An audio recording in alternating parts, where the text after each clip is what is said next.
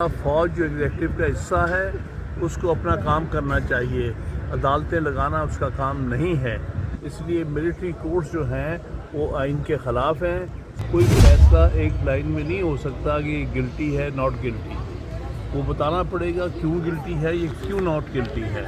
اب اس طرح اجازت دیتے ہیں ملٹری کورٹس کو جاؤ فیصلے سنا دو، اس سے جو تاثر گیا ہے ان کا بھی، ان کے خلاف بھی اور سارے ملک کے خلاف بہت غلط تاثر گیا کہ ساری قوم ان کی طرف دیکھ رہی ہے کہ جن لوگوں کو انہوں نے فوجی عدالتوں میں ٹرائی کر کے سزا دی ہے وہ بالکل غیر آئینی ہے۔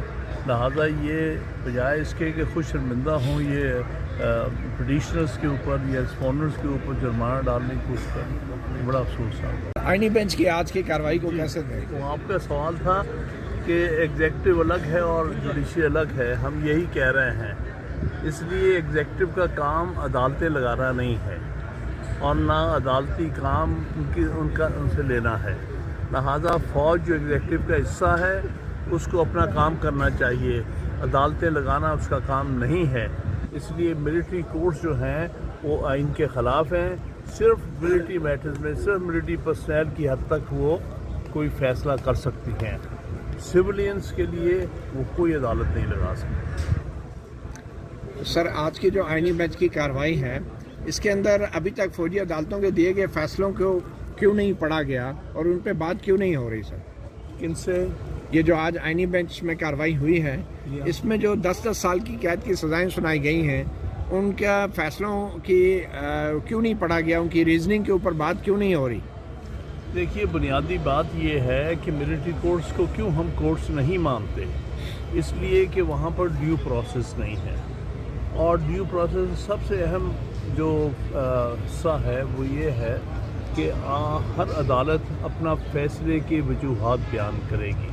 کوئی فیصلہ ایک لائن میں نہیں ہو سکتا کہ گلٹی ہے ناٹ گلٹی، وہ بتانا پڑے گا کیوں گلٹی ہے، یہ کیوں ناٹ گلٹی ہے۔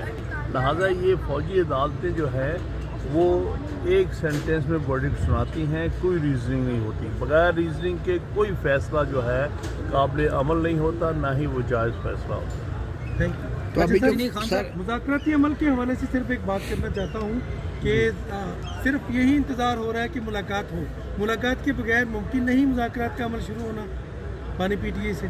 کہ ملاقات تو وہ صرف اس لیے ہے کہ انسٹرکشنز لینے کے لیے، ورنہ تو ڈیمانڈ تو یہ ہے کہ ان کو آزاد کیا جائے، اور وہی جعلی کیسز بنا کے، حالانکہ قانون یہ ہے کہ ایک نیچر کے کیسز میں اکٹھا ٹرائل ہوتا ہے، وہ سارے ٹرائل ہو چکے ہیں لیکن پھر اسی کیس میں پھر سے کسی اور طریقے سے اس کو سلجھا دیا جاتا ہے۔ تو مقصد ان کا یہ ہے کہ ان کو جیل سے رہا نہیں کرنا اور ان کو وہاں جیل میں رکھنا ہے، تاکہ یہ نہ تو پراپرلی اپنی پارٹی کو لیڈ کر سکے، نہ ہی عوام کے ساتھ رابطہ رکھ سکے۔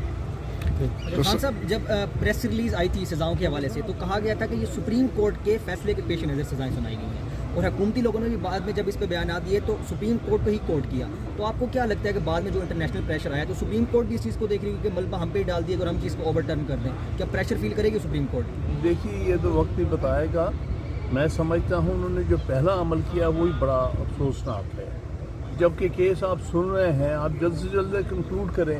آپ کس طرح اجازت دیتے ہیں ملٹری کورٹس کو جاؤ فیصلے سنا دو، اس سے جو تاثر گیا ہے ان کا بھی، ان کے خلاف بھی اور سارے ملک کے خلاف بہت غلط تاثر گیا ہے۔ جسٹس جواد خواجہ صاحب پہ 20,000 روپے جرمانہ بھی کیا گیا تھا، جبکہ انہوں نے صرف کہا تھا کہ 26ویں یعنی ترمیم کا فیصلہ پہلے کیا جائے۔ تو آپ کے خیال میں آئینی بینچ نے وہ جو فیصلہ کیا تھا اس کی کیا وجہ ہو سکتی ہے؟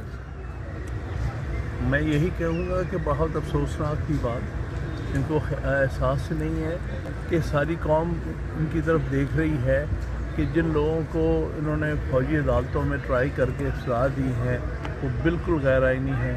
لہٰذا یہ بجائے اس کے کہ خوش شرمندہ ہوں یہ پٹیشنرز کے اوپر یا رسپونڈنٹس کے اوپر جرمانہ ڈالنے کی کوشش کریں، بڑا افسوس ہے۔ اچھا سر، یہ جو دو مطالبات سامنے آ رہے ہیں، ایک تو کمیشن ہے، دوسرا رہائی کا مطالبہ آ رہا ہے، کیا پی ٹی آئی بطور ایک سیاسی جماعت اس کے بعد میں مزید مطالبات بھی ہوں گے؟ بس یہی دو مطالبات ہیں؟ یہ تو نیگوسیشن شروع کرنے کے لیے مطالبات ہیں، نیگوسیشن کے مطالبات نہیں ہیں۔ یہ تو ماحول پیدا کرنے کے بعد جس کو ہم کہتے ہیں نا کانفیڈنس بلڈنگ میجرز ہیں کہ جی آپ ایک ایسی صورتحال پیدا کریں جس میں کہ آسانی سے بات چیت ہو سکے. اگر ایک لیڈر جو کہ سب سے پاپولر لیڈر ہے پاکستان کا اور جس کے ساتھ آپ مذاکرات کرنا چاہتے ہیں ان کو آپ جیل میں رکھتے ہیں تو جو ان کے نمائندے ہوں گے وہ کس طرح سے ان کی طرف سے بات کر سکیں گے جب تک ان کو فری ایکسیس نہیں ہوگی. تو لکھ کے دینے میں کیا حرج ہے سر یہ 2 مطالبات جو ہیں؟ میرے خیال میں پھر کوئی کسی قسم کا بات بھی نہیں ہے لیکن لکھوانے کا کیا مسئلہ اس سے یہ عین ممکن ہے غلط تاثر لیں کہ جی بس یہی مطالبات ہیں. یہ تو ابھی بگننگ ہے. میرے نزدیک اس سے بڑے مطالبات بہت سارے ہیں. مثلا 12 جولائی کا جو فیصلہ ہے اس پر ابھی تک عمل درآمد نہیں ہوا. اسی طرح اور بھی بہت سارے معاملات ہیں آگے نہیں چلائے گئے. اسی طرح پہلے ریزرو سیٹس ان کو دے کے پھر اس کے بعد ابھی سینٹ کا ایک پورے صوبے کا الیکشن نہیں کرایا گیا. تو بہت سارے ایسی چیزیں ہیں جو اور نئے الیکشن کرانے کا بھی مطالبہ شامل ہوگا. دیکھیے میں سمجھتا ہوں کہ پہلے اس الیکشن کے معاملات واضح ہو کیونکہ اس میں جیسے 12 جولائی کا ذکر کیا ہے اس کے حوالے سے ریزرو سیٹس ملنی چاہیے.